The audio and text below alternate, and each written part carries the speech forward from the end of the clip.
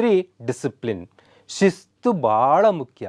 Highly indiscipline ಸ್ಟೂಡೆಂಟ್ಸ್ಗಳನ್ನು, ಯೂತ್ಸ್ಗಳನ್ನು ನಾನು ನೋಡ್ತಾ ಇರ್ತೀನಿ. ಅವ್ರು ಇಂಡಿಸಿಪ್ಲಿನ್ ನೋಡಿದ್ರೆ ಅವ್ರು ಏನೋ ಒಂದು ಆಗ್ಬೋದು, ಬಟ್ ಸಕ್ಸಸ್ ಅಂತೂ ಆಗೋಕ್ಕೆ ಸಾಧ್ಯ ಇಲ್ಲ. ಏನು ನಿರೀಕ್ಷಿತ ಬೃಹತ್ ಸಕ್ಸಸ್ 5% ಕ್ಲಬ್ಗೆ ಹೇಳಿದ್ನಲ್ಲ, ಅದಕ್ಕೆ ಬರೋಕ್ಕೆ ಸಾಧ್ಯ ಇಲ್ಲ.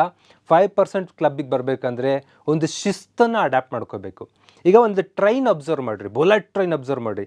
ಟ್ರ್ಯಾಕ್ ಒಳಗಡೆ ಅದು ಎನಾರ್ಮಸ್ ಸ್ಪೀಡಲ್ಲಿ ಹೋಗ್ತಾ ಇದ್ದರೂ ತನ್ನ ಗುರಿಯ ಕಡೆಗೆ ಹೋಗ್ತಾ ಇರುತ್ತೆ.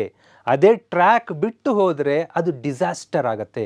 ನೀವು ಅಷ್ಟೇ, ನಿಮ್ಮ ಗುರಿ ಒಂದು ಕಡೆ ಇದೆ, ಟ್ರ್ಯಾಕ್ ಬಿಟ್ಟು ಎಲ್ಲೆಲ್ಲೋ ಹೋಗ್ತಾ ಇದ್ದೀರ ಅಂದರೆ ಡಿಸಾಸ್ಟರ್ಗೆ ಲೀಡ್ ಮಾಡುತ್ತೆ. ಶಿಸ್ತು ಅಡ್ಯಾಪ್ಟ್ ಮಾಡ್ಕೊಳ್ರಿ. ಬೀಚ್, ಸಮುದ್ರದ ಒಂದು ತಾಳ್ಮೆ, ಸಹಿಷ್ಣುತೆ, ಪೇಷನ್ಸ್ ನಿಮಗೆ ಬೇಕು. ಸಮುದ್ರ ಎಲ್ಲಿವರೆಗೂ ಬರಬೇಕೋ ಅಲ್ಲಿವರೆಗೂ ಬಂದು ಹೋಗ್ತಾ ಇದ್ದರೆ ಅದನ್ನು ಬೀಚಲ್ಲಿ ಹೋಗಿ ಎಂಜಾಯ್ ಮಾಡೋಕ್ಕೆ ಚೆನ್ನಾಗಿರುತ್ತೆ.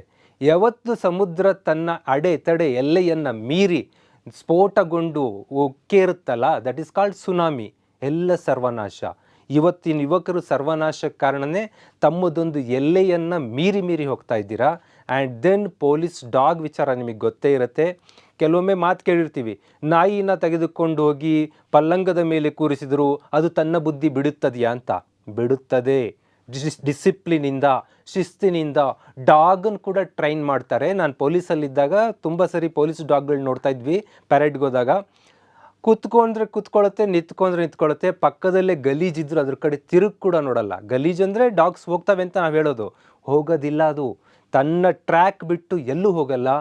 ಡಾಗ್ಗಳಿಗೆ ಪೊಲೀಸ್ ಟ್ರೈನ್ ಮಾಡಿ ಶಿಸ್ತನ್ನು ಕಲಿಸೋ ಮೂಲಕ ತನ್ನ ದಾರಿಯಲ್ಲಿ ಹೋಗೋದಕ್ಕೆ ರೆಡಿ ಮಾಡ್ತಾರೆ.